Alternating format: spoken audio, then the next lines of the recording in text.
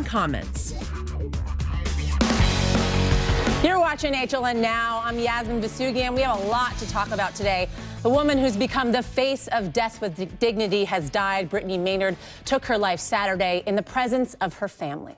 Now, it's important we talk about what exactly Brittany had. She suffered from a cancer called glioblastoma multiforme. Now, at first, doctors said she had 10 years to live. She was diagnosed right after she got married. Her and her husband were planning on starting a family. So initially, she had surgery to stop the tumor growth. But of course, that tumor grew back and more aggressively. So doctors told Brittany she suddenly only had 6 months to live. Now, she could have done a total brain radiation to treat that tumor, but Brittany decided personally that her life would have suffered if she'd had that full brain radiation. So joining me now, senior editor of People magazine, Nancy Jeffrey, whose magazine had an exclusive interview with Brittany, and of course, Dr. Devi Nampiaparampil from NYU School of Medicine. Thank you guys both for joining us. I want to listen quickly to what Brittany had to say about her disease and how it would have affected her. Most recently, my most terrifying set of seizures was about a week or so ago. I had 2 in a day, which is unusual. And I remember looking at my husband's face at one point and thinking, I know this is my husband, but I can't say his name. And I think sometimes people look at me and they think, oh, you don't look as sick as you say that you are. Which hurts to hear, because when I'm having a seizure and I can't speak afterwards, I certainly feel as sick as I am. I'm sure you guys can both say that that's such heartbreaking sound to hear from Brittany, and we're so sorry to have lost her, and of course our thoughts go out to her family and her friends. But Dr. Devi, why is it that you believe Brittany chose not to have that whole brain radiation? Well, there's no actual cure for glioblastoma multiforme, so a lot of the treatments are aimed at giving people a little bit more time to spend with their family and to make them more comfortable.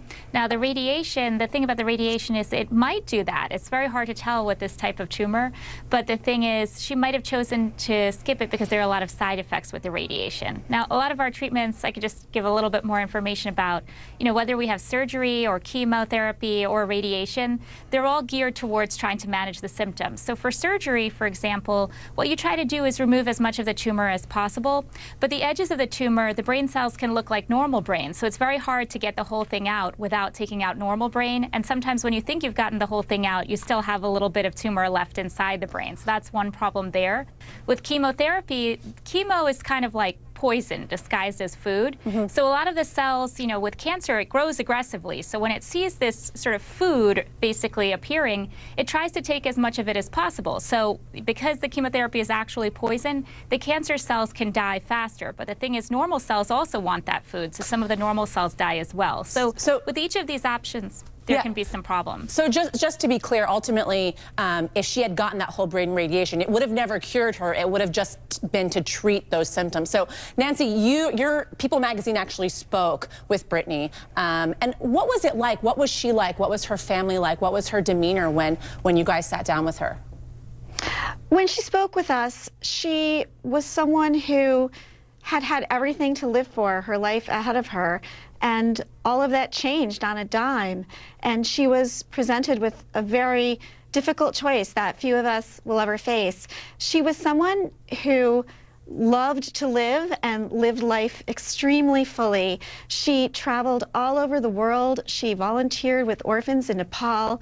And the thing that was most important to her was the love she felt from her friends, from her family. Her mom was her hero, and her husband, Dan, was the love of her life. Yeah, and of course this conversation has sparked sort of everybody talking about the Death with Dignity Act, and I just want to go over that quickly. So in order to choose in some of these states, in Oregon, for example, you have to be 18 years or older, you have to be capable of making healthcare decisions, and you have to be diagnosed with a terminal illness and only have 6 months to live. Now, other states that have this Death with Dignity Act are Washington State, Vermont, and of course, Montana. So Dr. Devi, a lot of people online are saying, well, was she in the right state of mind to be able to make a decision like this?